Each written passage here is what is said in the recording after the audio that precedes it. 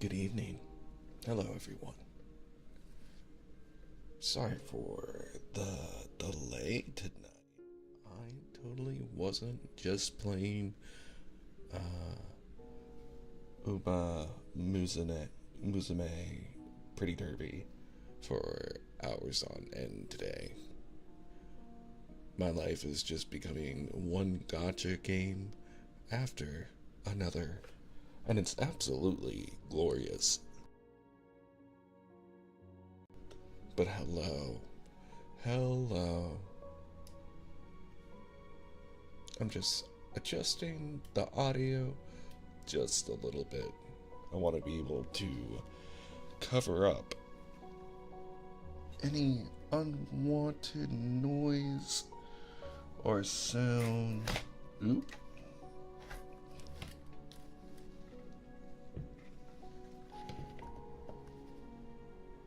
That's looking good. Okay. Unlike my bedtime story reading, I guess I'm not as careful as I should be when doing Love in Deep Space ASMR. Usually because I'm trying to record the story all in one go, which we are currently reading in a Karenina. But, hello everyone. Welcome to version 4.0 of Love in Deep Space. I was watching other people play it a little earlier today. One person in a wedding dress, surprisingly enough. But, since I am a cat boy, I can't do that. But Sushi, hello. Zane Lee, hello. Digital, hi. Hi. And what, Digital? What? Also, I am very, very sorry for being late. I don't mean to be. But tonight, we are going to read all 3 stories of Rafayel's Anecdotes. And I know that means we're going to go a little late, but I think that's fine. This is supposed to be bedtime story time, so thank you for the head pats, Terry. Thank you. And good evening, Dawn, over on Twitch. Digital, you're engaged now? Just wanted to share the good news. Are you engaged IRL, or is this to one of the love interests in the game? And if so, for the latter, who is it? Also, Amara, hello. Greetings from the couch. Glad to have you at the couch. Yes, IRL. Congratulations. Congrats. Engagements are very fun. You're free to share the good news or how it happened. Although, in just a couple of minutes, I'm just adjusting a couple of things. Let me know how I sound, by the way. If I'm too loud or the music's not loud enough, please let me know. I will adjust accordingly. Natasha, you got Silas. Can't get it anymore because you got no diamonds. I have plenty, and I'm debating whether or not I want to roll on the wedding banner.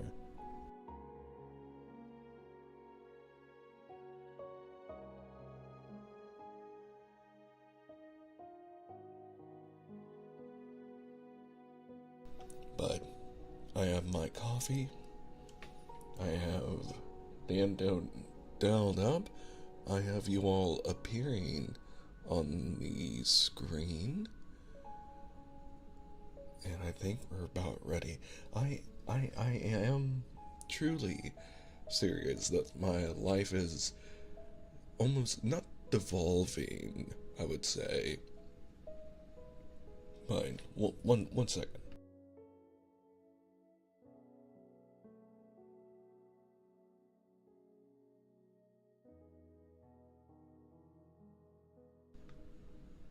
Xavier's new myth is next, supposedly, if that matters.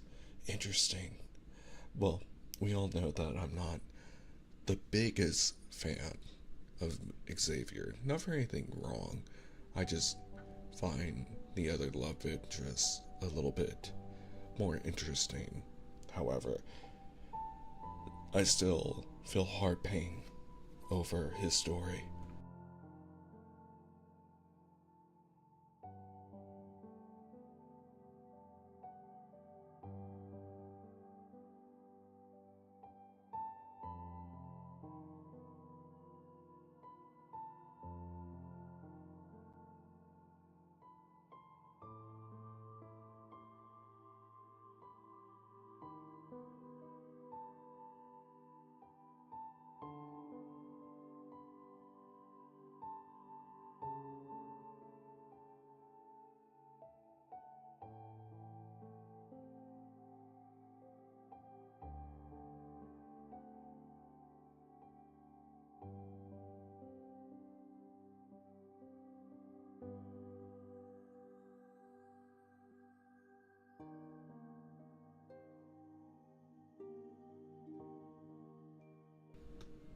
Okay, now, you think it's considered morning now, but good night, everyone. Good night, Sushi. Thank you so much for stopping by. Yes, and again, I am sorry for starting at 9 p.m. Central Standard Time. I totally forgot to update everyone, and I'm not just lying through my teeth. I have homies in Central Standard Time, and I was trying to be considerate. Totally. But let's go ahead and get started with our reading tonight. Do I sound good? Are we all cozied up with a blanket? Something nice to drink? Something nice to sip? If not, get ready. We're starting either way, because we're running late. Starting with our first story of the night from Rafayel. I'm glad I sound perfect. That's exactly the encouragement I need. Oh, Choco Chip, you want your massage real fast? We can do that.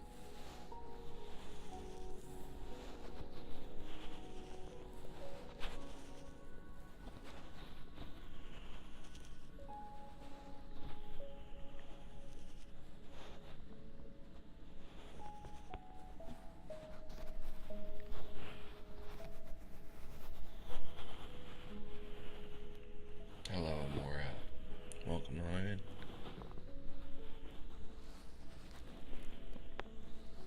Now, as I usually say, as we begin our readings, is that I will take time between different chapters in order to fulfill any requests. But I usually don't have a lot of people request triggers, which is fine. One day I'll actually do a real ASMR stream where I'm just doing triggers and softly speaking. But that's not going to be tonight. Now, as I was saying, let's go ahead and dive into our first story of Rafayel's Anecdotes. Checking one more thing before we do so. I'm such a pro at this, don't you guys think? Okay. Story title: A Unique Vermilion. Chapter 1. Unfinished work. Thomas's art exhibition begins in a week. Raphael's art covers almost all of the walls except for one.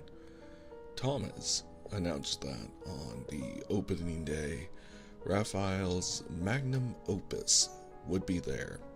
However, until then, No one can see it. Not even his sponsors. Of course, only Thomas knows that Raphael's magnum opus is still... He finally finds Raphael in the storage room. After running it around for a long time, Thomas stops to catch his breath. He wipes the sweat off his forehead with one hand and airs himself with his collar. Oop, the game's a little loud for me. Let me turn that down. There we go. Is it still good for you all? I think it might be just a touch loud.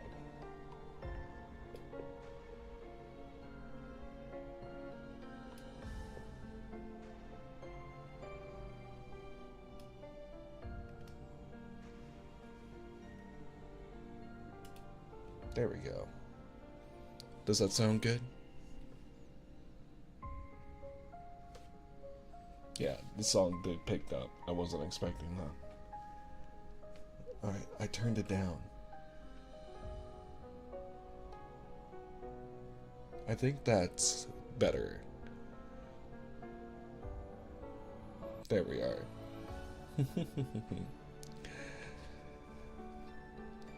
Thomas airs himself with his collar. You're here, not going to take a bath today? Raphael doesn't spare Thomas a glance. His eyes focus on the quote-unquote building in front of him. It's a fortress made from thousands of identical pieces of fishbone, each tower a different height. I knew you'd bother me, so I locked the bathroom door from the inside. But then I forgot to go in. Raphael weighs the small bone in his hand, thinks for a bit, and then places it on top of the left corner of the quote-unquote fortress. Thomas furrows his brow. And the key? I don't know. Fish brain. Thomas mutters. He takes note of what Raphael is building. You haven't even finished your painting yet. Why are you making this? Maybe it's because I can't paint right now. Feeling anxious, Thomas feels any work of Raphael's is a masterpiece. He takes a step. This is pretty good. Why don't we use this as your final piece? People can also see our great painter's installation art. Raphael glanced at him. You want me to rebuild this at the expedition? It's 2,000 pieces. I don't have that much time. Thomas deflates like a balloon. He massages his temples and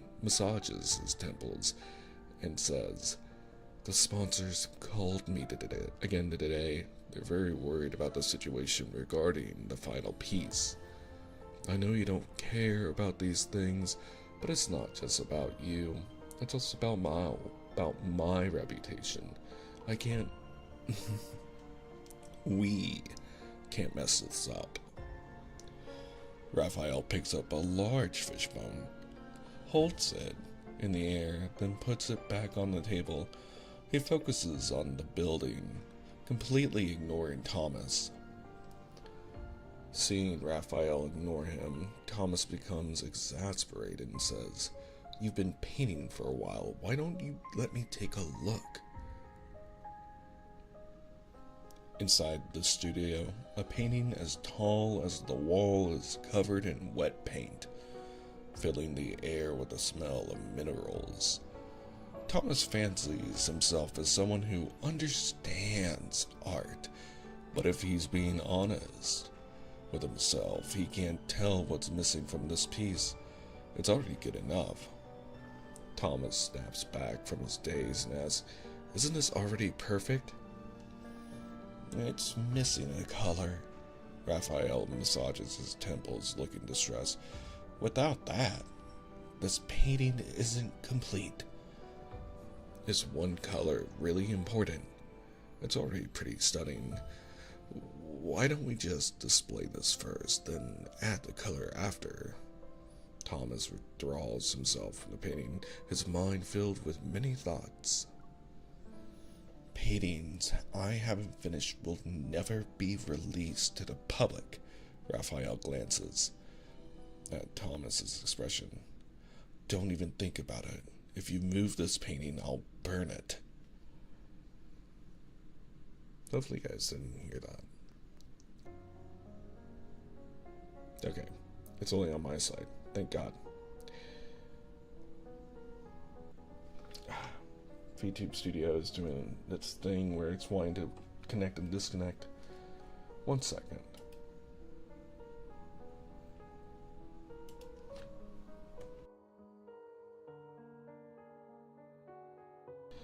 Thomas purses his lips. You're a man of your word. Fine. But there has to be a deadline. How about 2 days? Or 3? I can't give you any more than that. Closing his eyes, Raphael nods. Now excuse me, I have to fix my iPhone.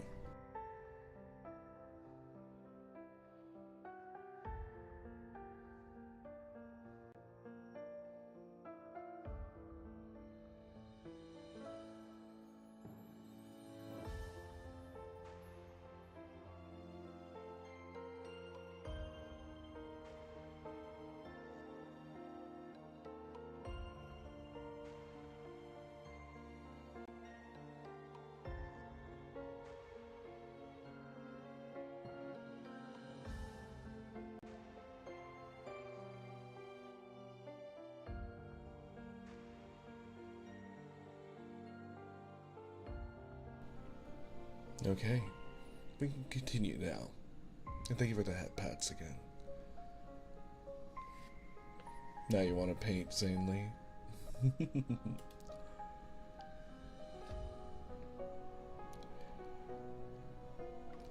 Chapter 2. Missing Color. 3 days pass in the blink of an eye. Thomas still hasn't heard from Raphael. With no other alternatives, he returns to the island. On the beach, not so far away, a thick branch dances across the sand. The man holding it stands up from time to time to look at the drawing. I've said it before, and I'll say it again. Everything's ready. Why would I lie to you? Thomas shifts his phone from left to right. My goodness.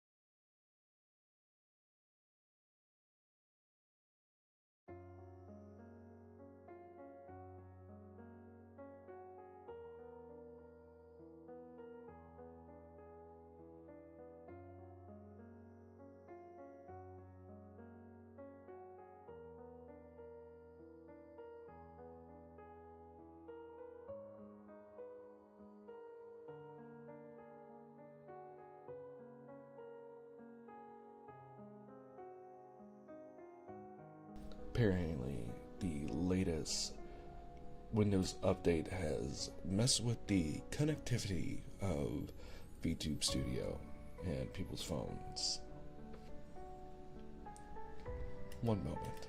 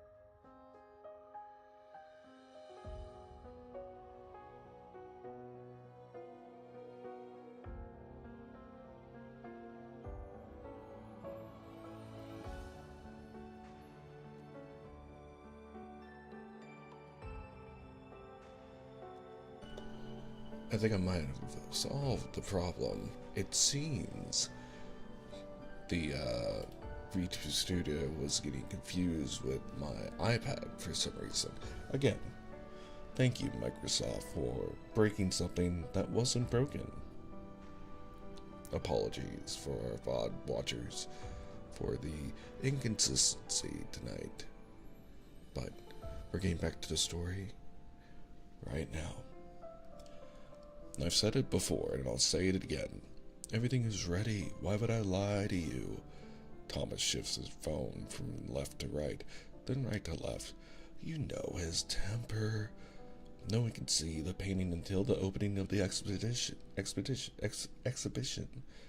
You're all the same.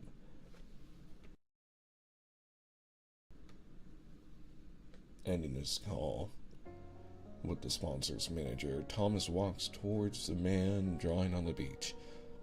It's been 3 days, Thomas says when he's close to Raphael. Mr. Artist, we have 4 days left until the exhibition. What are you doing? Did you go blind already? Raphael stands up and props the branch up with his right hand. At his feet, a drawing of the sea is in the sand.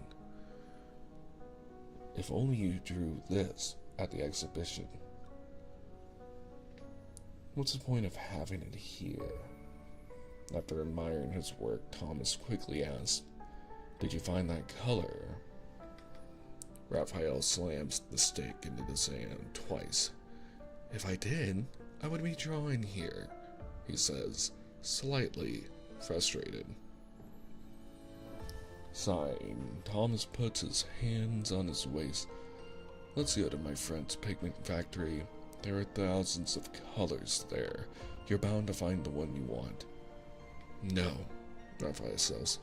Those have been chosen countless times by other people. I will never let them be in my paintings. Thomas sighs. I knew you'd be like this. I wouldn't have suggested this if I could afford to wait any longer.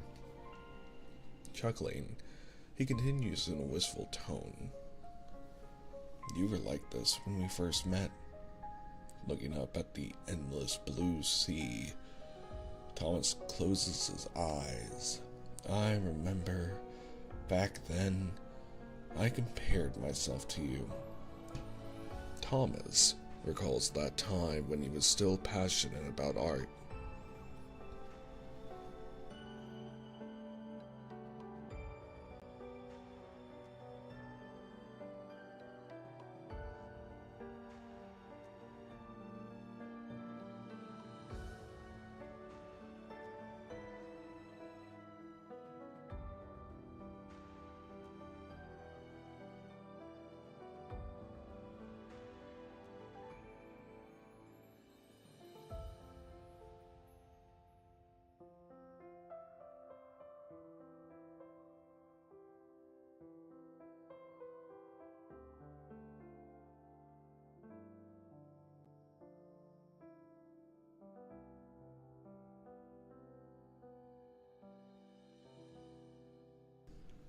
Apologies, I'm having more issues.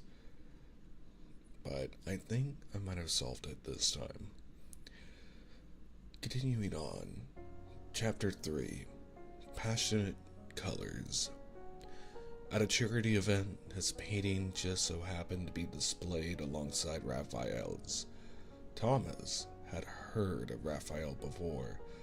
He thought he stood a chance against him. If his painting sold for a price higher than Raphael's, then he would become famous overnight. With that thought, Thomas went to the exhibit early. This time, their works were quite similar in tone. Comparing the two, he noticed Raphael's was more unique, yet he didn't want to admit it. Thomas always thought his work was better than everyone else's. But those who approached the two paintings only admired Raphael's and ignored Thomas's. Thomas reassured himself. These people only cared about Raphael's name. They didn't know anything about the true meaning of art.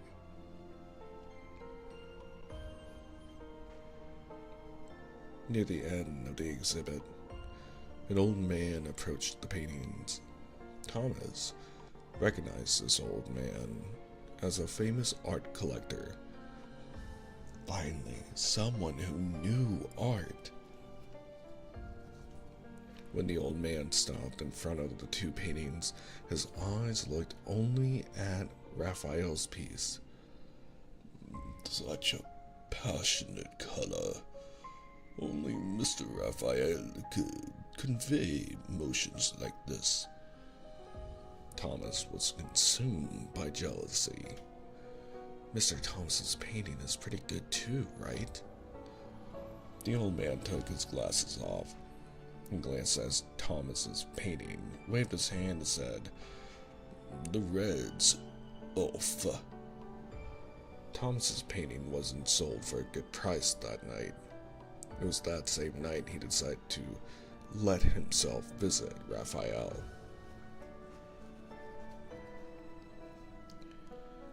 Chapter 4. Carefree Painter. Raphael only let him in when he heard Thomas was also an artist. That was the first time Thomas met him. Thomas wanted to have an artistic discussion with Raphael about colors, but Raphael didn't seem interested. He just sat at his desk, mixing colors in paper cups. Thomas asked if he knew his painting sold at a high price. Without lifting his head, Raphael asked, "Which one?" "The one at the charity event." "Oh." At his lukewarm response, Thomas was confused. "Do you not want to know how much you sold it for?" "As long as it benefits the charity, I don't care how much money it makes," Raphael said, then mumbled about the paint lacking something. He picked up his brush and looked for some color on his palette. Recalling the old man's critique, Thomas asked, "What brand of paint do you use?" As if he had never heard of that word before, Raphael finally looked up at Thomas. "Brand?" Worried that Raphael wouldn't tell him, Thomas decided to lay out his choice of paints first. Madeline, Bailey, Curio, those are the brands I use. I'll trade some with you. Raphael stirred the contents of the paper cup with a small brush. It took him a while to say, "Thanks, but I can make it myself." Thomas took a deep breath. Is this the attitude of a famous artist? "How did you make the red in your painting then?" he asked. Raphael made a line on a piece of paper with the paint from the paper cup. Satisfied, he looked up at Thomas again. "Are you here because you want to learn from me?" Hearing this, Thomas felt a little irritated, but he knew that to learn the truth, he had to let go of his pride. "If you tell me, I'll make you even more famous." Raphael took the paint he mixed to his canvas. "I don't paint for fame." Thomas returned to the present, opening his eyes to gaze at how the waves lapped the sand. He feels sentimental. "After that, I studied business to become your manager. To be honest with you, I was stunned the first time I saw your work. I couldn't believe that someone as talented as you existed. So I believe in your talent. You wouldn't have stopped by artist. You wouldn't be stopped by artist block. You'd..." Turning back, Thomas's words stopped in his throat. Raphael's figure moves further and further away, eventually becoming a small dot in the distance. Chapter 5. Drastic Measures. With 2 days left until the exhibition, Thomas decides to take matters into his own hands. Darkness covers the sea and the island, and the studio is lit up by the moonlight filtering through the window. Thomas sneaks inside. He glances around, and when he doesn't see any signs of Raphael, he fixes his gaze on the giant painting leaning against the wall. His footsteps are silent, as he moves towards it. He puts on the gloves he brought with him, kneels, and tries to pick up the painting. Right at that moment, someone comes out from the shadows.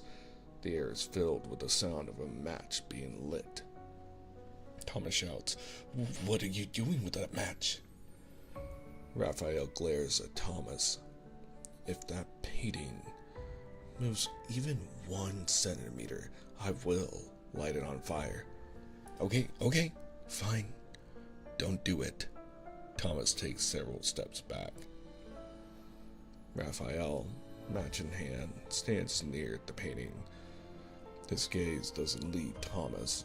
With the match so close to the painting, Thomas's heart almost jumps out of his chest. Hurriedly, he says, "I moved it at most 9 millimeters. It hasn't moved a centimeter. You could see for yourself." Raphael's gaze shifts, but he doesn't look at the painting. Rather, he stares at Thomas's feet. "Move. You're stepping on my conch." The wooden board Raphael has slept on since noon rests in the corner. Thomas turns on the light and moves it aside. How can you even sleep on it? Are you seriously doing this just so you can guard your painting? The lights flicker on. Thomas notices what Raphael is holding.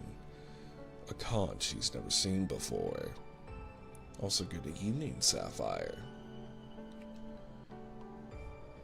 You know, I'm at the point in the game, in the Horse Girl game, that I can hold custom races.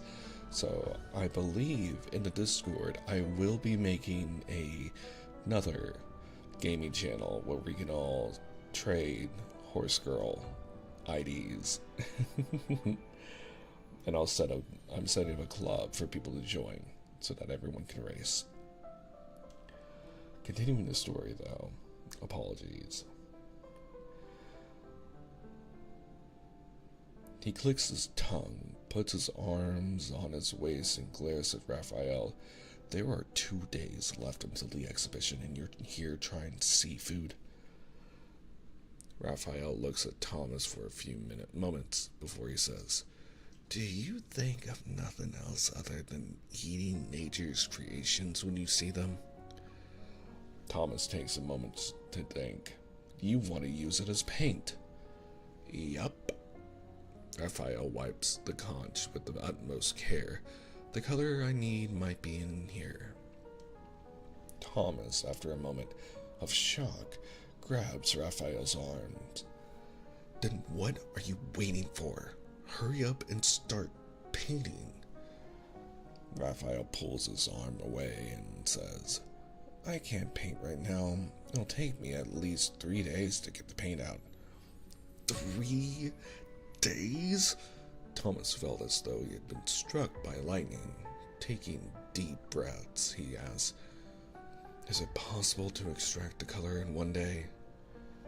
Raphael pats Thomas's shoulder. "Nope." Excitement fades from Thomas's face. On the night before the exhibition, Thomas calls Raphael for the 10th time, but to no avail.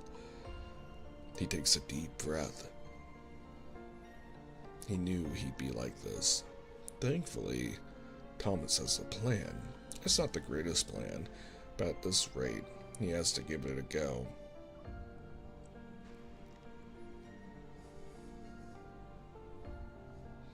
Also, pancake sounds delicious. I haven't had any in a while. You two people are making me hungry. I'm probably going to eat after this stream. But anyway, back to our story. Chapter 6. A unique legend. It's been 3 days since the end of the exhibition. A mountain of conches sits in the corner of the studio, leading up to an assortment of paints. Pieces of conch shells are scattered across the floor. Raphael stands in front of the painting with a brush. In his left hand, a roughly thumb-sized blotch of color stands out among his colorful palette. Thomas drifts into Raphael's studio with a smile. He sits at the coffee table and pours himself a cup of coffee. Glancing at Raphael, he says, still smiling, "You don't need to keep painting. The exhibition is over." Raphael doesn't turn around. He drags his brush across the painting. "I hung a frame on the wall, gave it a strange name, and called it a day. Everyone who came said it was the pinnacle of art. Who knew that a magnum opus could be so easily replaced with a frame? Maybe I still have some artistic talent in me." Seeing Raphael ignoring him, Thomas's excitement fades. Putting down his coffee, Thomas goes up to Raphael and looks at his painting. There are a few more touches of reddish purple in Raphael's painting. It's the same bright color that's on his palette. Thomas is furious, his brow. "Is this the color you've been looking for?" "Yes," Raphael replies. Thomas takes a step back to take in the whole painting. Then he moves closer. "I can't tell the difference between this and the claret violet from the factories." Raphael looks at him, speechless. Thomas glances at the conch shells nearby and asks, "Did you extract the color from those?" "Yeah. It's called Tyrian purple. It took 10,000 conches to get 1 gram. It's a completely different color from claret violet. You can't tell the difference, Mr. Manager?" Thomas scratches his head. "Tyrian purple, right. I know. Decades of art history have long since faded from Thomas's mind, but he vaguely remembers that Tyrian purple is a shade more precious than gold, used only by ancient royal families. But this color isn't rare anymore," Thomas says.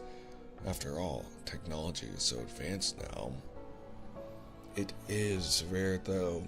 Raphael dabs his paintbrush and paints another stroke onto the painting. "Do you remember the vermilion you were looking for so many years ago?"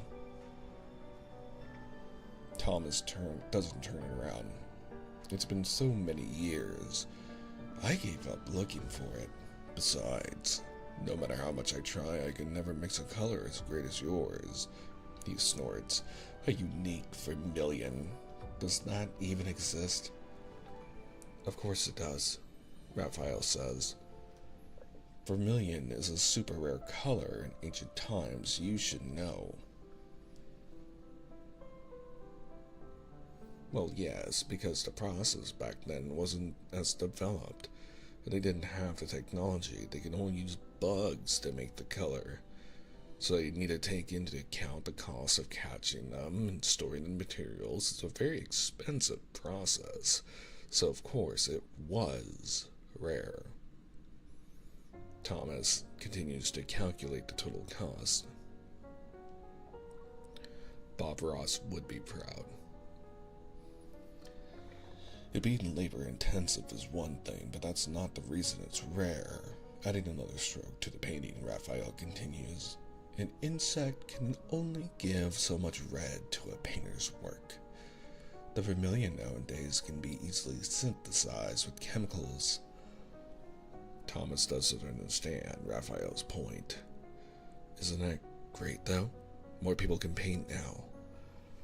More paintings have the same pigment made at some factory at the same time with the same chemicals and formulas." Raphael says, "No matter how much these people mix or tweak their pigments, they will always be confined to a set of rules. The color they make no longer comes from a unique bug, just like how claret violet doesn't come from a unique conch." With that, Thomas finally understands. The works of the painters in the days of yore are priceless because of the scarcity of their paintings. No one can reproduce their works, which makes them unique. There's nothing more precious than being one of a kind, in this world.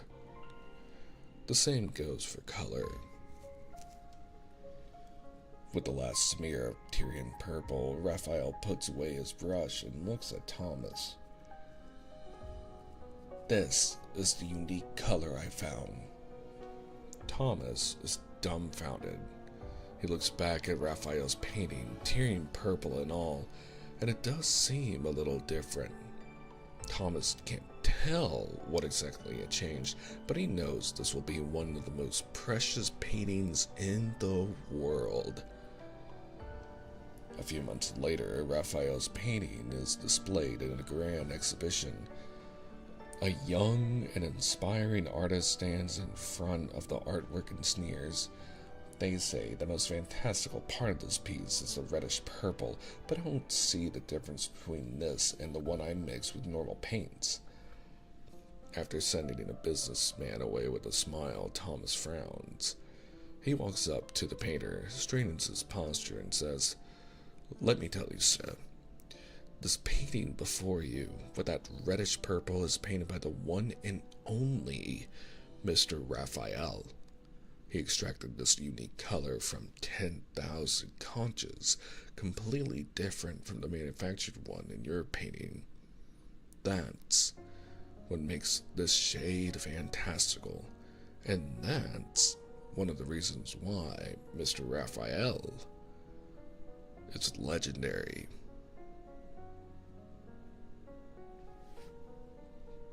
The end.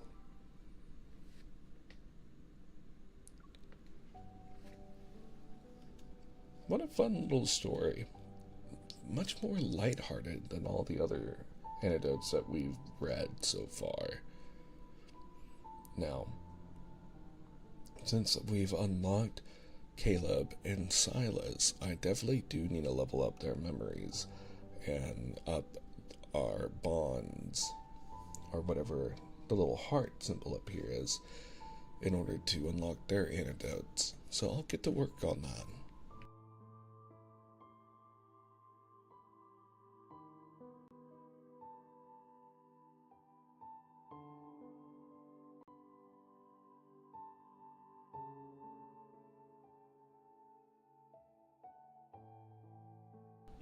It is very interesting that Raphael was so obsessed with the purple, considering the fact that purple has notoriously, and they reference this a little bit in the in the story, but purple has notoriously always been a very regal color meant for royalty. But anyway, I took a pause to sip my drink, and I believe we should go on ahead to our next story of the night, our second anecdote from Mr. Rafayel, Addictive Pain.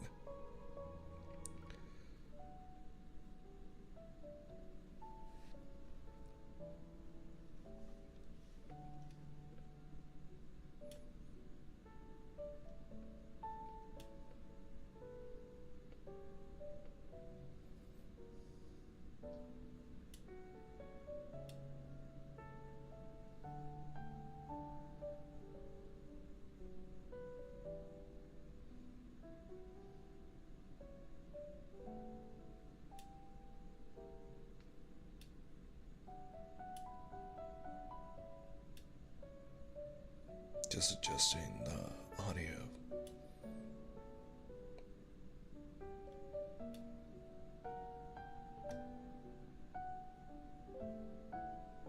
How's this?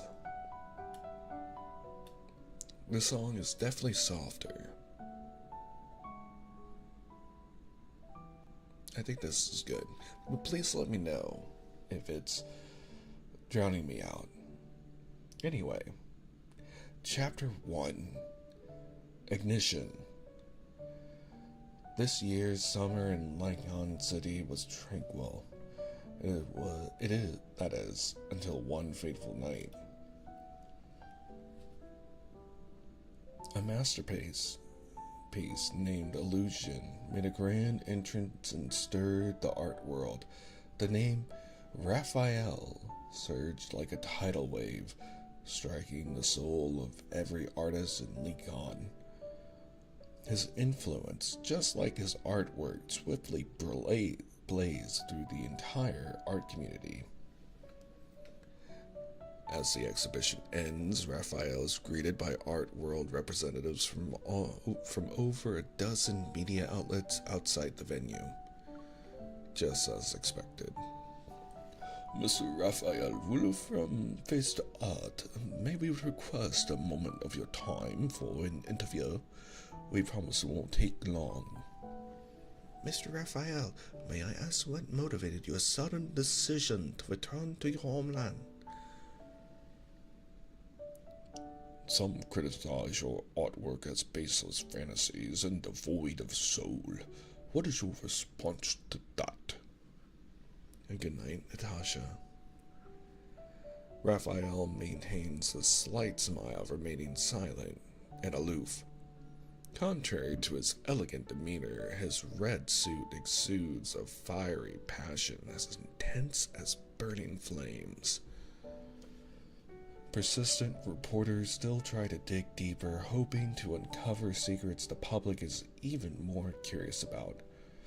Mr. Raphael, would it be all right to ask where you come from? Some speculate that you're actually royalty from a certain maritime civilization. An island? Raphael continues to walk, a faint smile playing on his lips. Atlantis, maybe. Your work does embody a certain romantic charm. This question is answered amid the laughter of the reporters. Before getting into the car, a crowd races to the roadside. A person asks, "One final question, Mr. Raphael. Why did you choose to come to Lincoln City?" A fleeting, elusive glimmer flashes in Raphael's eyes, so brief that no one catches it.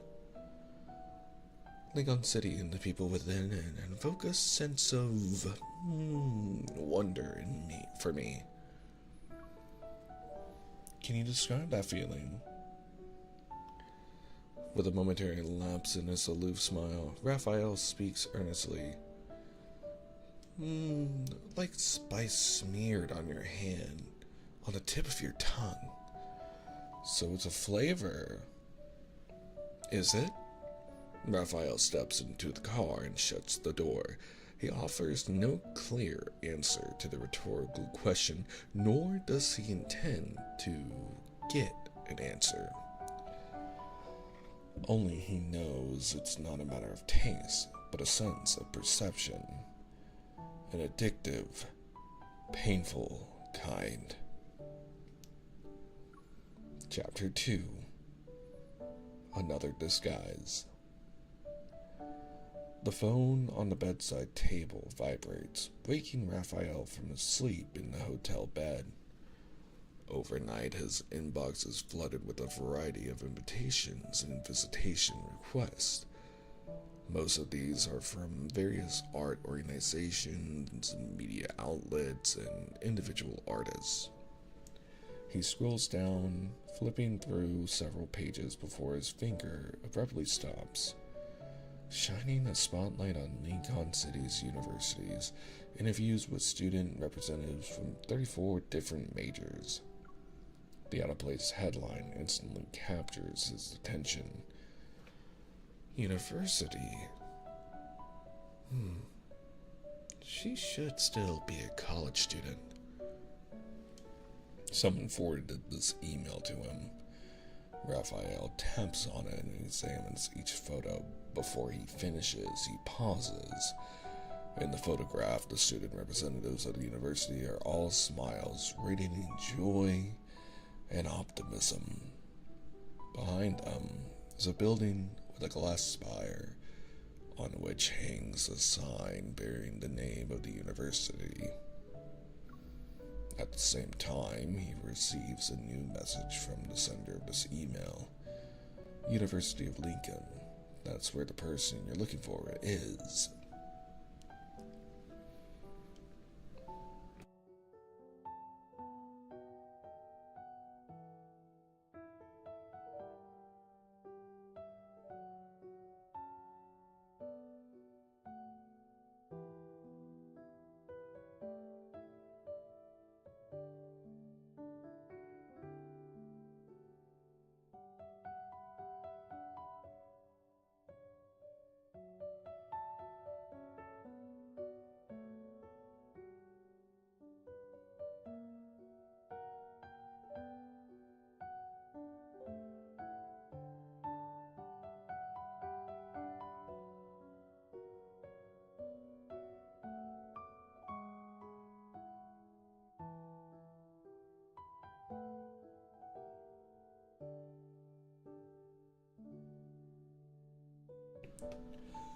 There's a knock on the door.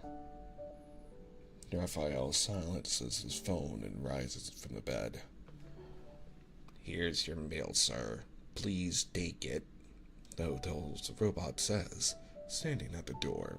Its metallic, blocky hands hold a stack of letters. Unsurprisingly, it's not just a bunch of emails that arrive, but also a flood of physical letters. Raphael takes them, returns to his room, and tosses them onto the table. He's still thinking about what kind of excuse he should use to show up at the University of Lincoln. A renowned artist, wandering aimlessly through the campus each day and inquiring about the whereabouts of a particular girl, is likely to make the headlines in no time.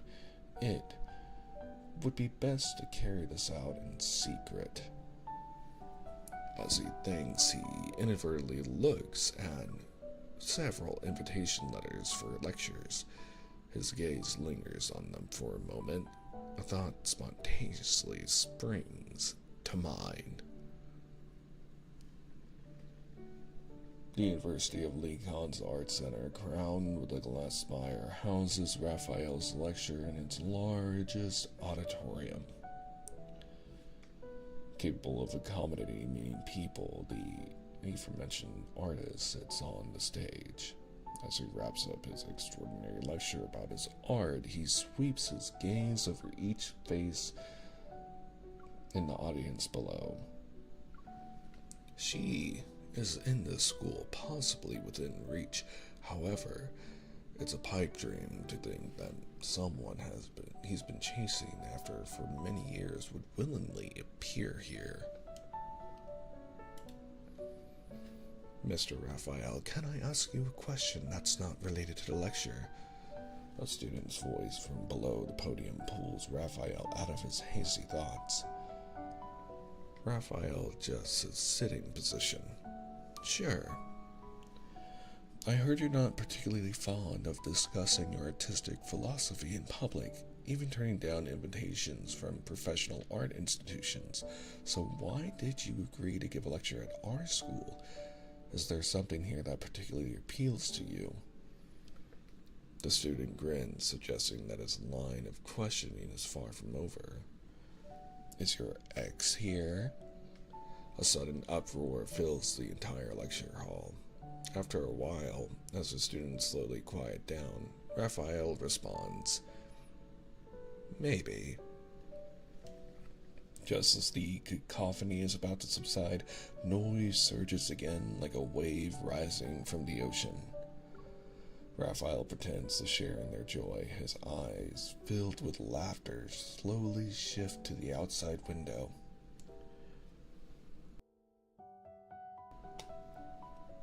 After the lecture ends, Raphael leaves the auditorium.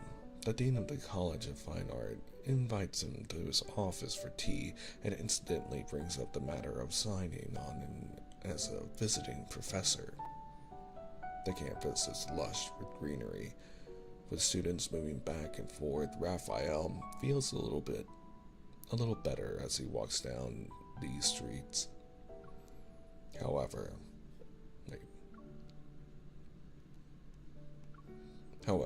the tranquility doesn't last long. Thank you, but I'd like to take a stroll on my own and soak in the atmosphere of the campus. Hold on, there's one more thing.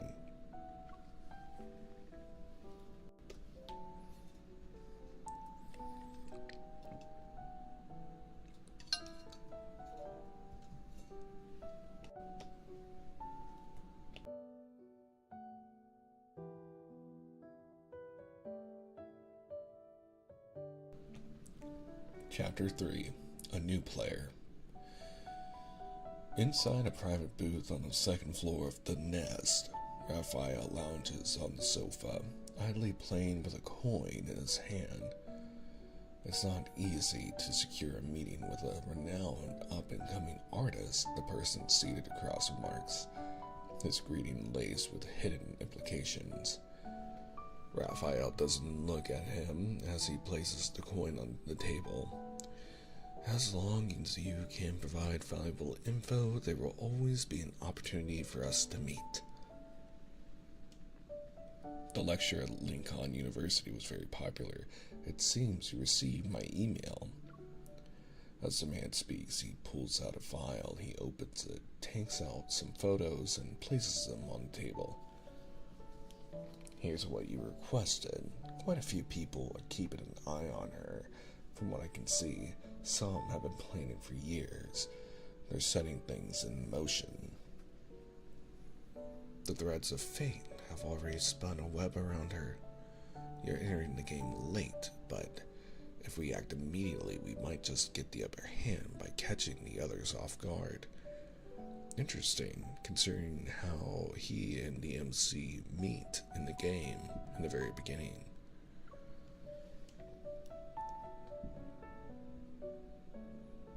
Rafayel listens half-heartedly, scanning the photos with no discernible emotion. To join now, it would be a late entrance, but he doesn't need to. He's been in the game since the beginning. What do you have on the others? The man shrugs. I can't dig any deeper. With your current status, you should have more channels than me. He takes out another photo and places it on the right. Here's a bonus just for you. She's in the photo, captured from a distance. Rafayel's expression becomes a little colder. I believe I told you not to approach her. And she didn't notice. Just an ordinary college student, going to class during the day and spending time with friends afterward. She sometimes joins in extracurricular activities. She's completely unaware of us. Besides, is she your type? Don't ask unnecessary questions, Rafayel chuckles. He picks up the girl's photograph and stands. And don't do anything unnecessary either. Suddenly, flames incinerate the file in the man's hands as well as the photos on the table. It is intense, blinding. Otherwise, you'll never be able to work with anyone ever again. Chapter 4, Bait. Lincoln University's campus is accessible to everyone. Rafayel strolls under the shade of the tree-lined path surrounded by hundreds of people. Ever since he gave that lecture, he has grown to love the campus ambiance. Green leaves and red bricks. The area resonates with simple, crisp laughter and shouts. Even the air is saturated with the floral scent of late summer, invigorating and refreshing. What a free, shallow sea. Under the sun, the water is so clear that no one can see the bottom. Everyone is but a school of fish in this vast ocean, including himself. But she is only bait, disguised as a tiny red fish. It's possible that at this very moment she's in the crown. She may still be in some classroom he has yet to pass by. It's possible that in an unguarded moment, unnoticed by him, she has already brushed past him. No matter where she is, her aura has already attracted too many predators that don't belong in these waters. Raphael knows if he takes the bait and appears by her side without meticulous planning, he will undoubtedly become prey. And there might be someone lurking in the shadows using her as bait to capture him. Raphael knows that since he's already reached this point, there's no need to rush. He must ensure his absolute safety before doing anything rash. Moreover, he is willing to spend the rest of his days with her. He wants to settle the score with her, bit by bit, slowly and steadily. At this thought, deep-seated pain stings his heart, gradually seeping down, permeating his entire being. This process is undeniably painful, yet it's addictive. A leaf flutters, landing on Raphael's shoulder. He stops, brushing off the leaf, and his gaze falls upon the scoreboard standing nearby. By a strange twist of fate, the photograph of a familiar face is right there. Raphael recognizes her at first glance so many years later. This photograph is clearer than any he had seen before. He can recognize her features, which have changed a little from what he remembers. She's no longer as young as before, yet her eyes still twinkle with the same mirth as they always had. A voice echoes from deep in his heart. Long time no see. Aren't you that famous painter, Raph? The students nearby notice him and burst into excitement. Raphael turns around and shushes them. The other person is overjoyed. Raphael points to the pictures on the board and asks, "Do you know where the students of this major usually have their classes?" No one can resist helping a well-mannered, renowned person. There's no fixed classroom for lectures, but most students take their elective courses on the 5th floor. He points to the facility behind him, at that building over there. Raphael looks at the building for a moment, and his eye shifts to the floors. 1, 2, 3, 4. He's counting. He counts out 50 steps. In 50 steps, he will be that much closer to her. Thank you. Also, please don't mention this to anyone else. No problem, but does your... Sure, Raphael says and turns away from the balloon board, but it loses its charm if you say it out loud. The more information he learns, the less hurried he feels.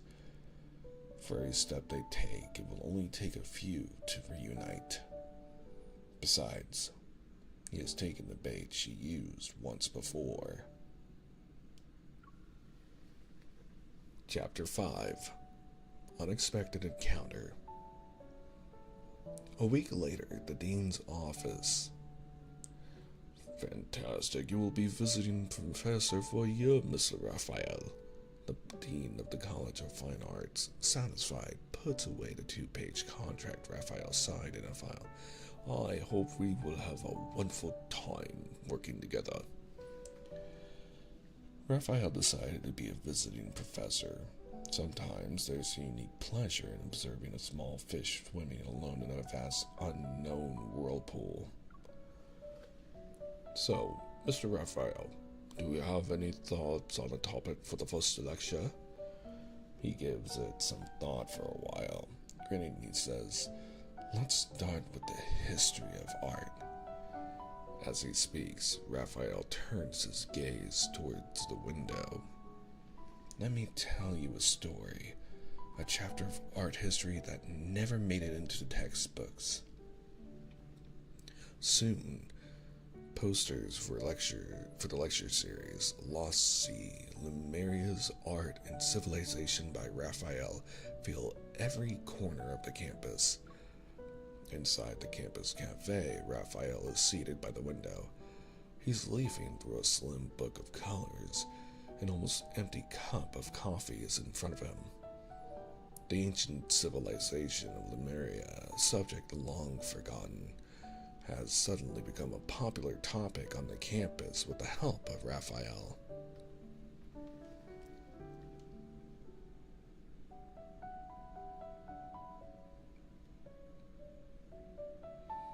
There's an empty table over there. By the way, what was the name of the cake we ordered last time? It was absolutely delicious. Just as it was time for the mid-morning break, a group of girls arrived and settled down in the seats behind him. I think it's sea salt cheese. A familiar voice gently tickles Raphael's ears. Sea salt cheese, like a summer day by the seaside. That shell-shaped design. Outside the window, a leaf falls. The girl continues to converse with her friends, but Raphael can no longer make out her words. A summer day by the seaside. Seashells. The sea. Though her voice has matured, her pronunciation, enunciation, the rhythm of her speech, and even the emphasis in her sentences, every word strikes like a drum beat, awakening long-buried memories in his mind. Also, thank you for the compliment. I've always wanted to be a VA. In this year that I'm waiting on applying for PhDs, I might look into it more.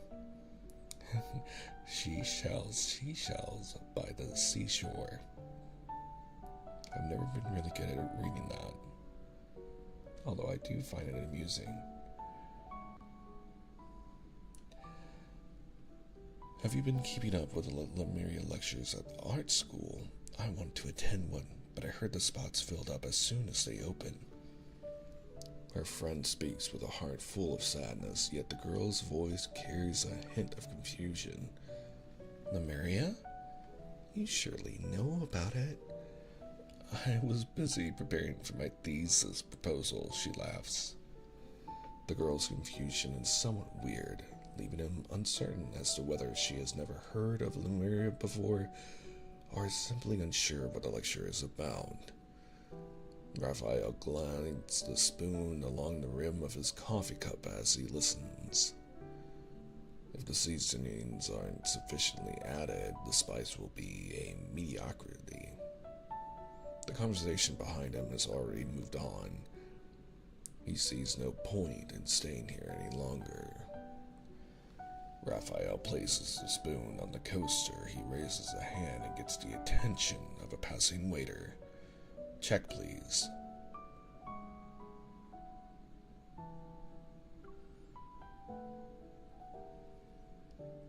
Chapter 6. A Perfect Opportunity. Morning. In the studio of the Art Center. The students move their easels to the sides of the classroom, their eyes focused on the canvas Raphael has set up in the center. Mr. Raphael, since the Lemuria lecture series ended, what's the next series going to be about? I bet it's paint. Look at that glass jar. This is a rare type of art class. Raphael sits beside the canvas. He doesn't have a paintbrush or palette. Instead, he dips his hand into a vat of vibrant red paint. The students can smell a faint spiciness in the air. What are the plant ingredients in the paint? Chili peppers? He can turn that into paint, huh? As expected of Mr. Raphael. We can use hot sauce to paint from now on. All you know is how to eat, as expected of a student. Amidst a commotion, Raphael remains fully engrossed in his paints. Various chili peppers can give different colors. Using plant pigments for painting is nothing special. He pinches out a bit of red, rubs it between his fingers, and sniffs. The colors have already spread out in his hands, yet the scent remains too faint. It hasn't reached the level he desires. Spiciness is the sensation not only perceivable by the mouth but also by the skin. It's similar to painting. Raphael applies a stroke of red onto the canvas.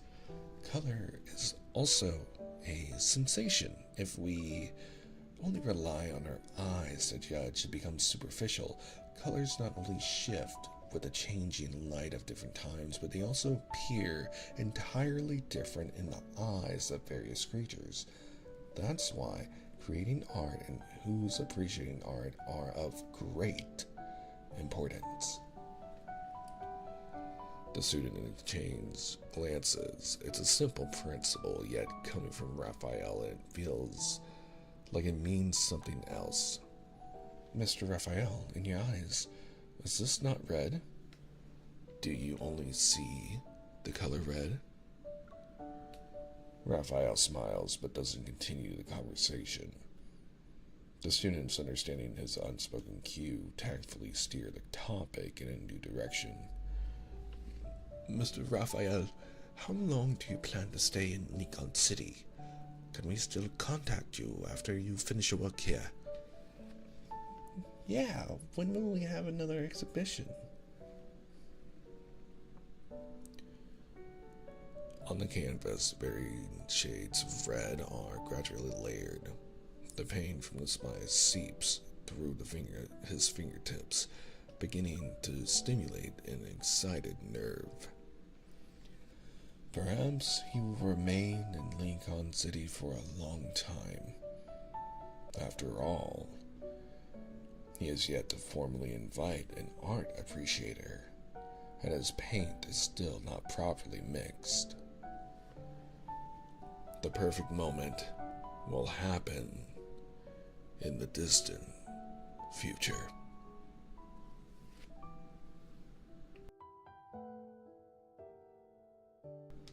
The end.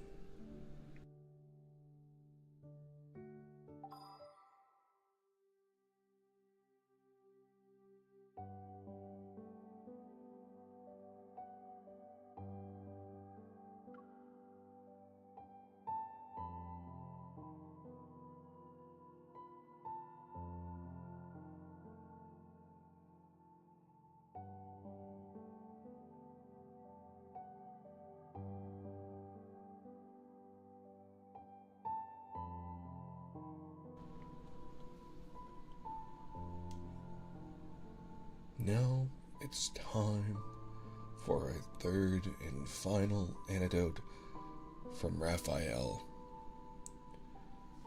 The story is called Siren Song.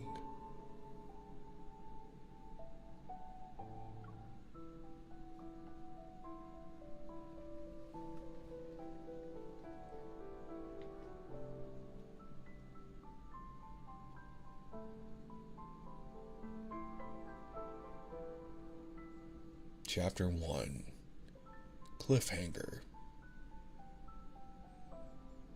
Maverick finally arrives at the beach. The siren who deceived him sits on the rocks. She turns around, smiling amidst the fragmented waves. His bloodline that spanned 100 years has met its end, its family crest stained with the blood of loved ones. The siren is responsible. He cherished her, yet she dug out their hearts with her own hands. He wades through the shallow water and climbs onto the rocks. His hands are marred with scars.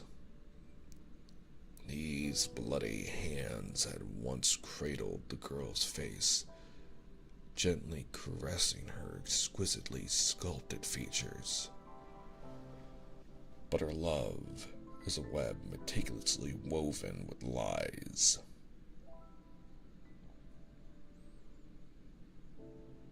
The seawater wets Maverick's clothes as he slowly opens his mouth, singing a melodious love song to his former lover. It is the song she once taught him, a siren's ballad.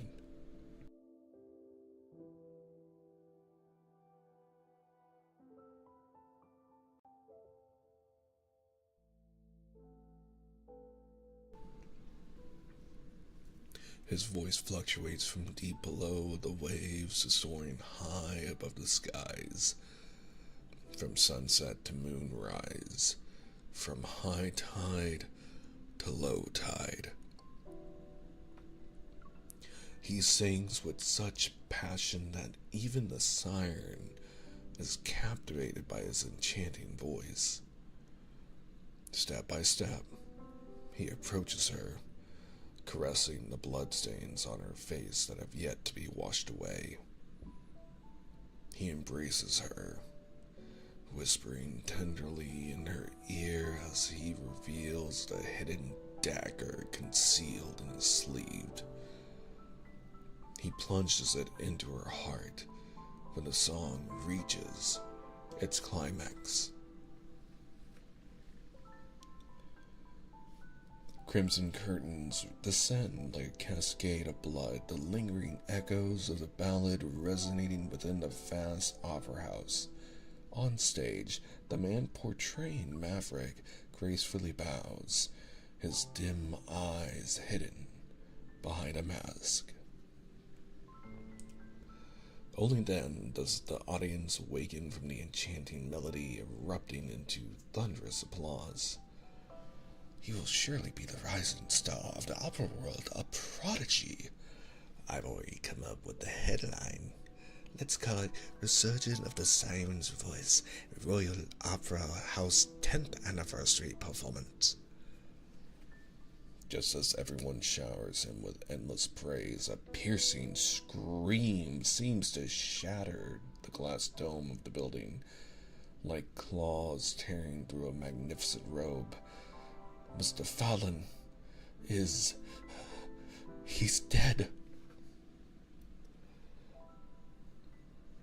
Behind the curtain, Rafayel leans against the backstage door, shutting out the cacophony.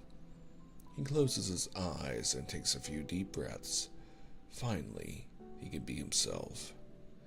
A searing pain throbs in his throat, pulsating in tandem with his heartbeat, rapidly stimulating his nerves. As he touches his Adam's apple, he pulls out a new tie from his leather briefcase. The smooth satin entwined between his fingers. The cool texture gradually envelops his neck. It's like a seething blade. Spelling error there on the team side. Wonder what that's about. Oh wait, no, it's like seething or sheathing. I mean, a blade. My bad. Apologies. The stage is adorned with a velvet carpet symbolizing the sea. His leather shoes step upon it, absorbing all the background noise. This performance is far from over. Attention, please. Non-essential personnel, please evacuate immediately.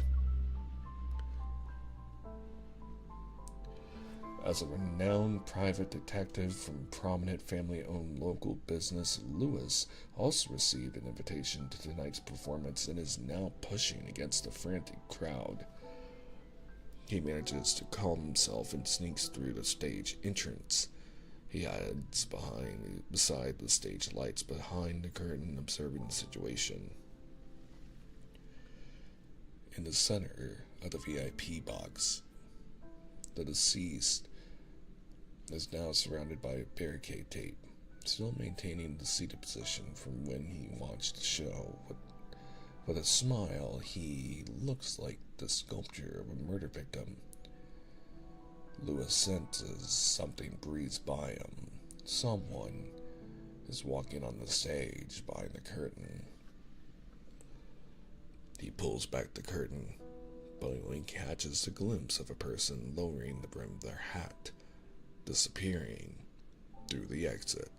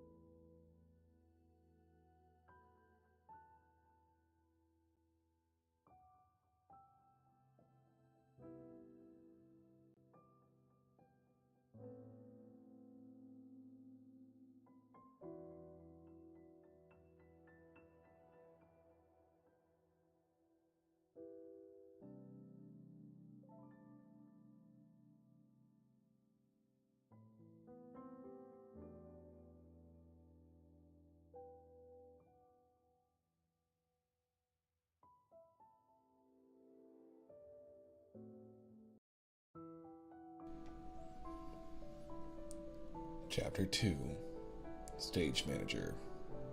In the heart of Verona, Raphael pushes open the cafe door. Before the tinkling of the wind chimes fades, he heads straight to an empty table and takes a seat. A few high school girls dressed in uniform sit by the window. You can always get the hottest gossip from girls around that age.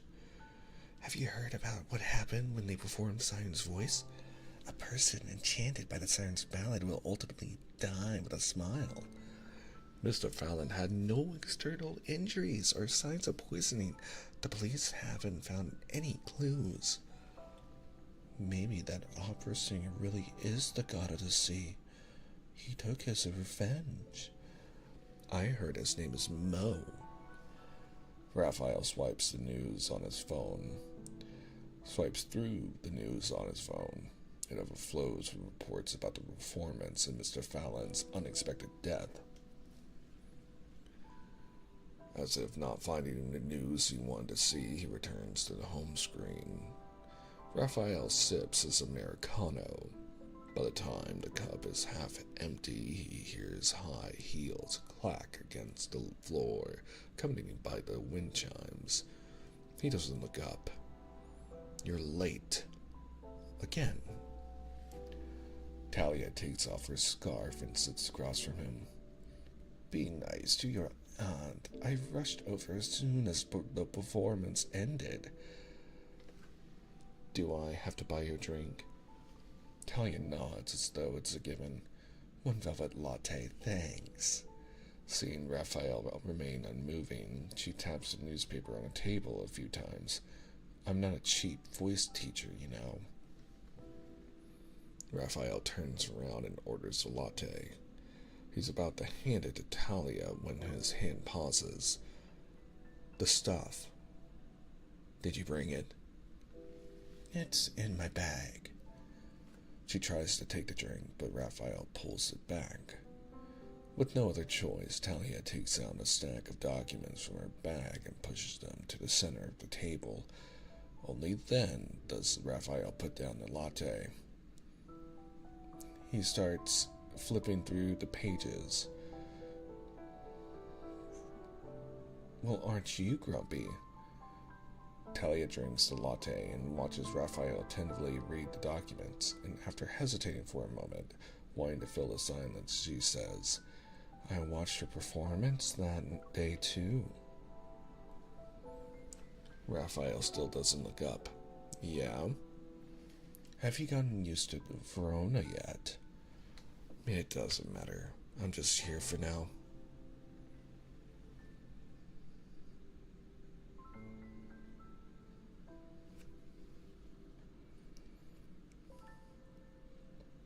His expression remains unfazed, but Talia notices him jotting down names with an intensity that makes his pen nearly pierce the paper. She wants to say more, yet struggles to find the right words.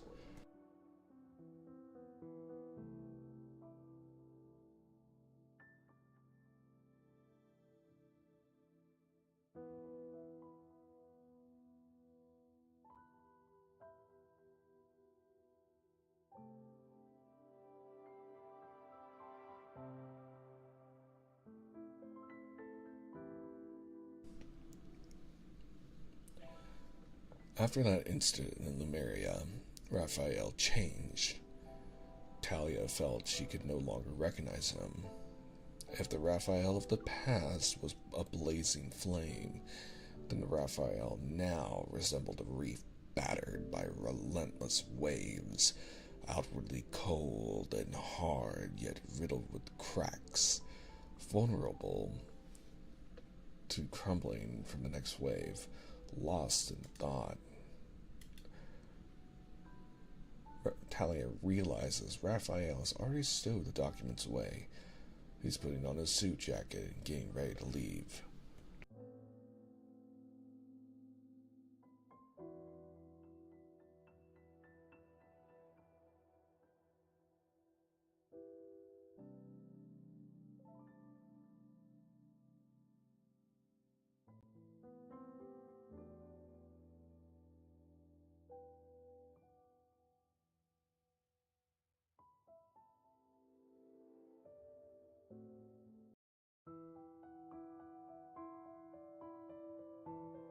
Apologies, I was checking something.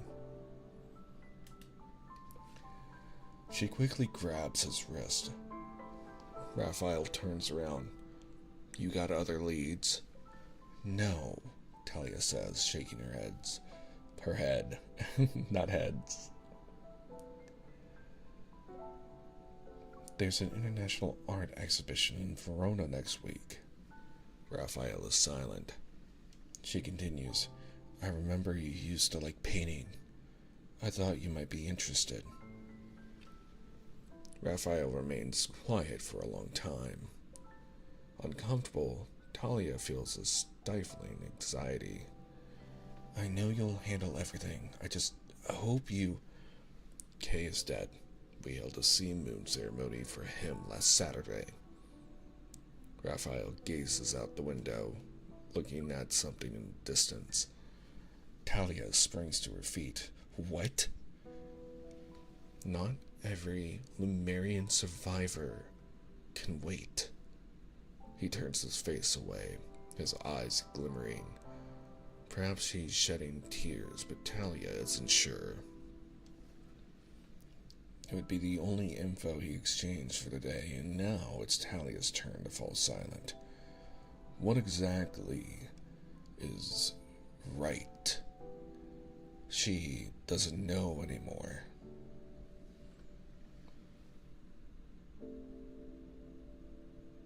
They only have each other as family now, yet at this moment all she can do is watch through the window as Raphael leaves.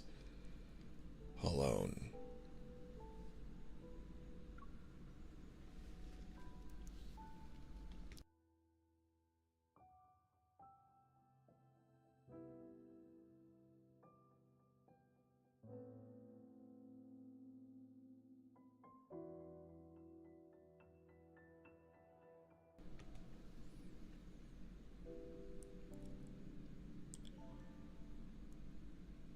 Chapter 3.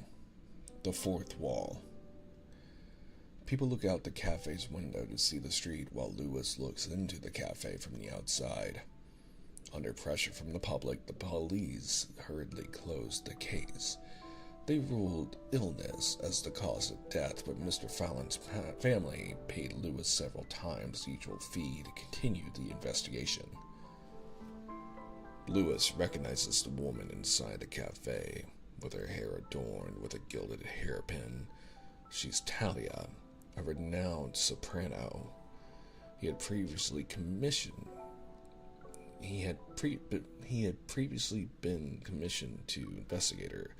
Despite being a celebrity, there's not much information about her personal life. She has no known relatives or lovers either. What a surprising turn of events. Mr. Moe seems more intriguing than he had initially thought. Lewis begins to look forward to a confrontation with him, and not just for the fee. As a detective, encountering a worthy adversary is always the most exhilarating part of the job. A mix of curiosity and admiration often transcends duty.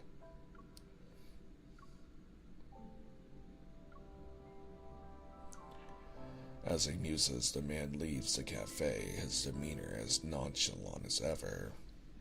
Lewis's feet act faster than his mind. He hurries after him, his hand instinctively reaching for his camera. He forgets for a moment that, as a private detective, remaining unseen is paramount. But as the man heads into an alley, he vanishes into darkness. This is the second time Lewis has missed him. Frustrated, he stops in his tracks. Suddenly, flames ignite from the end of the alley. Speak. Why are you following me? Chapter 4. Improv. This might be the day Lewis is closest to the truth.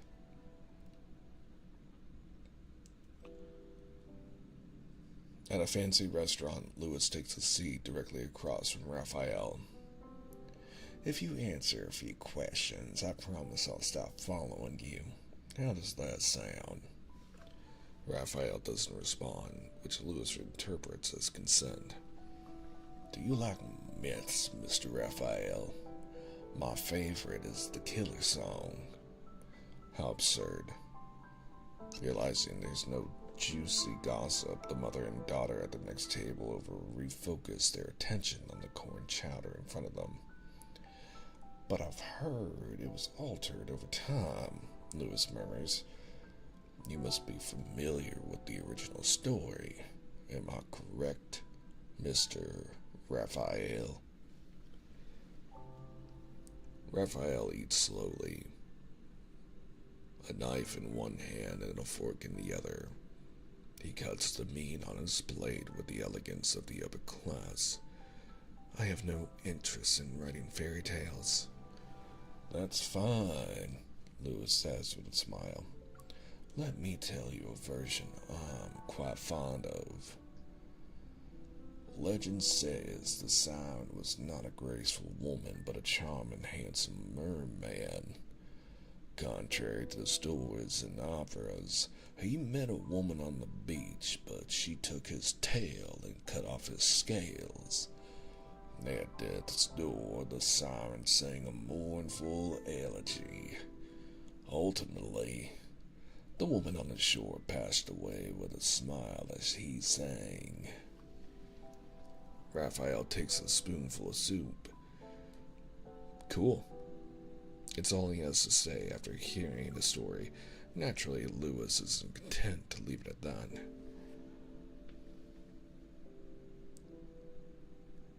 I think this version is too plain, so I took the liberty of rewriting it. People lured by the siren's ballad don't die peacefully. Their smiles are just a mask bestowed by the siren. Instead, as they near death, they witness bizarre visions as they're plunged into endless torment.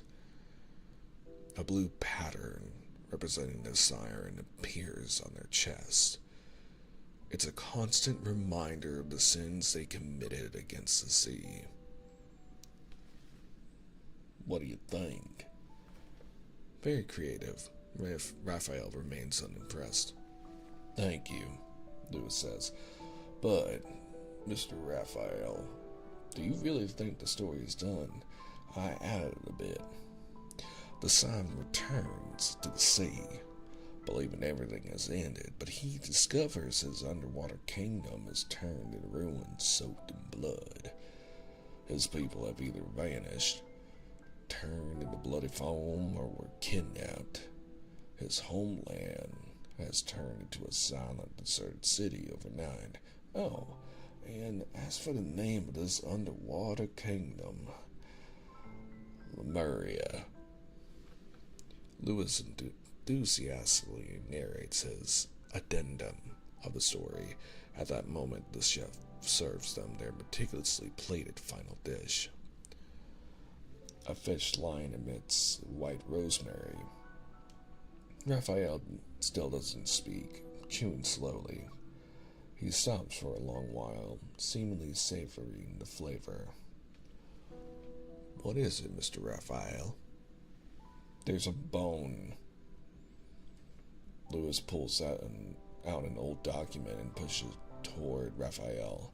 It reads, in 2034, an underwater city was unearthed in the ocean southeast of Legon City. It was confirmed to be the ruins of Lemuria, confirming Lemuria's existence. My story isn't just pure imagination. Any thoughts, Mr. Raphael? Maybe you shouldn't be a private detective. Raphael pushes the document back. His aloof facade seems impenetrable, but Lewis, still determined, tries one last time.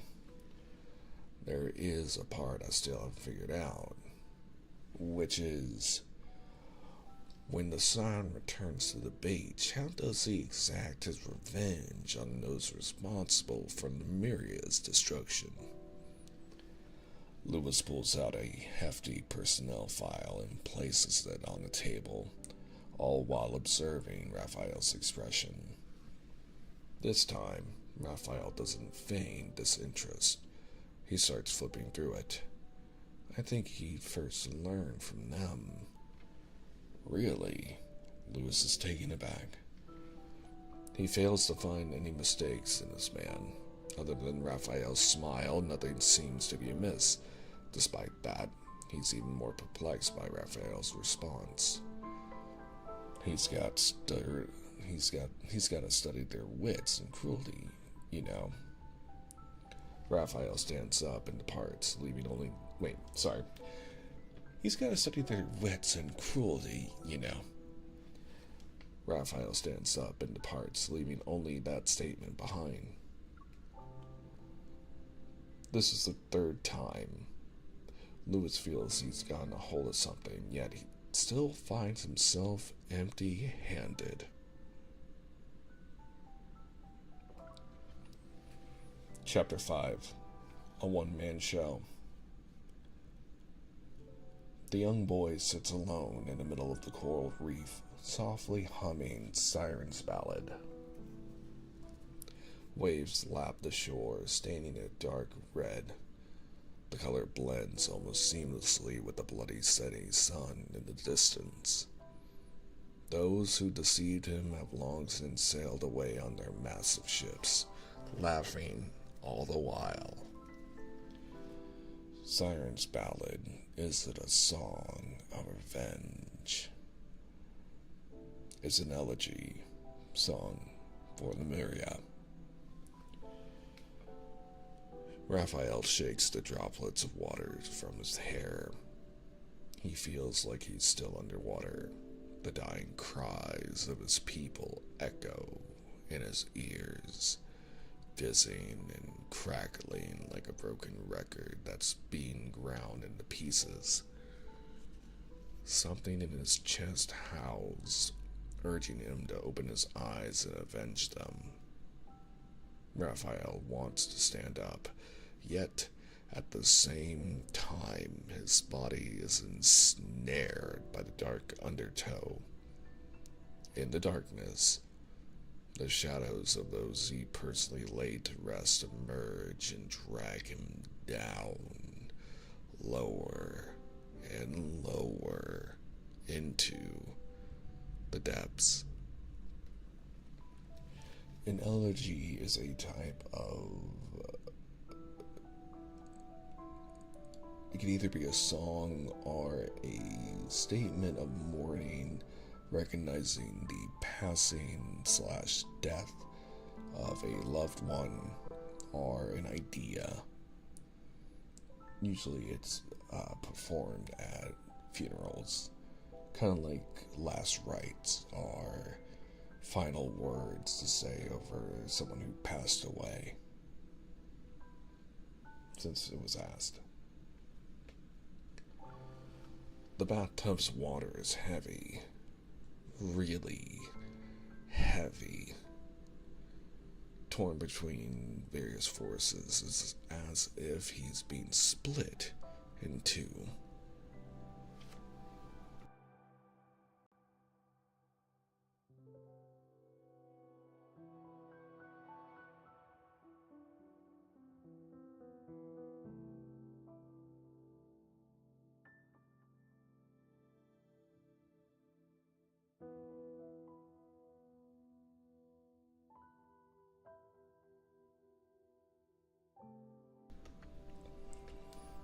be scared. Amidst the chaos, Raphael hears his mother's voice. He remembers last Saturday, he pushed Kay's wheelchair out of the hospital room all the way to the beach. Hang in there. I'll bring everyone home. But Kay shook his head, looking at the sea.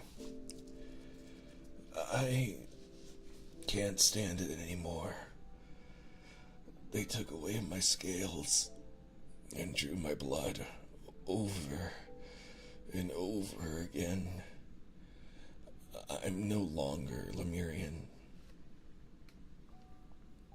The doctor told him in private that Kay was on his last legs. He wasn't sure what had kept him through such agony until now.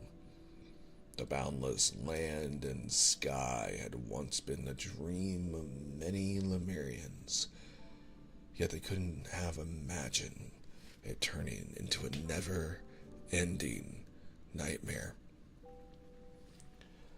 The remaining Lemurians also appeared. They promised Kay they'd perform the sea moon ceremony, but Raphael still found it hard to let go.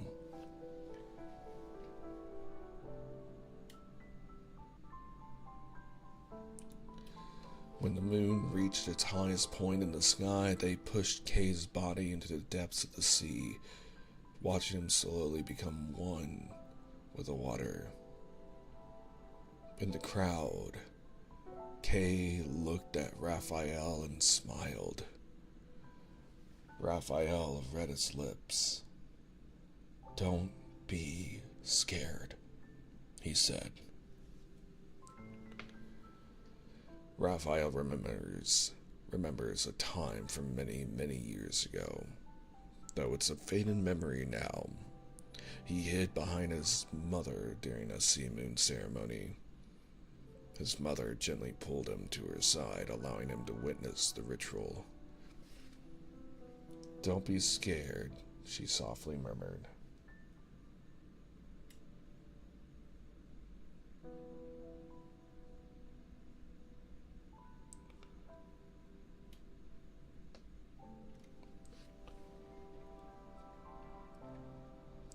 The world gradually becomes clear before Raphael. He takes several deep breaths and wraps himself in a bathrobe. Barefoot, he steps onto the carpet and reviews the documents Talia had given him.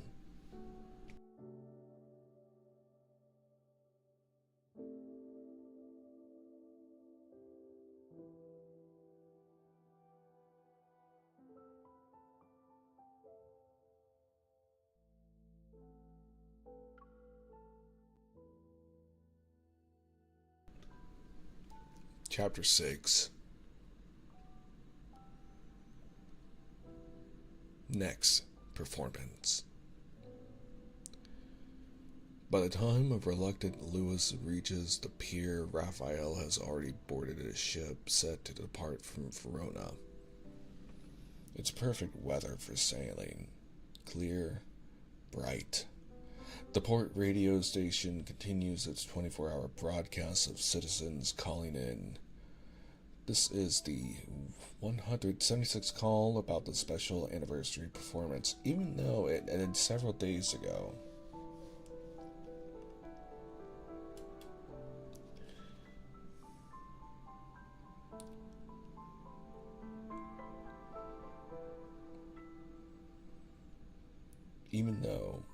This is the 176th call about the special anniversary performance, even though it ended several days ago.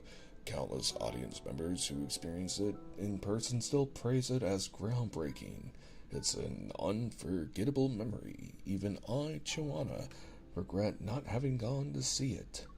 Now, let's take the next call. After the call connects, the voice on the other end is sharp. "Oh, that's opera singer Mo. He's a real siren. His singing can seduce and kill. I'll follow him forever." The call abruptly cuts off. It sounds like an obsessed fan has lost their mind and is now descending into madness. The ship sails for many days on the vast blue ocean. Finally, a silvery white horizon appears. Raphael stands on the deck, a suitcase with exquisite gold clasp at his feet. It draws frequent glances from other passengers. Dear passengers, our destination, Lincoln City, is just ahead. He takes out a stack of documents and sets them on fire. The ashes are instantly taken away by the sea breeze. Then he takes out a business card from his card holder and flips it between his fingers. Who knew the private detective's leads were, in some aspects, more comprehensive than his own? All right, I'm getting off the ship now, he says. The seagull that had followed him all the way reluctantly leaves his shoulder. Approaching the beach, a sea breeze stirs. A photo from Raphael's breast pocket is blown away. But before it can go too far, a seagull snatches it. A seagull snatches it with its beak and returns it to him. Raphael gazes at the girl in the photo, a smile gracing his lips. He pets the seagull. I'll give you some tasty snacks next time. And that, my friends, is the end of the third story.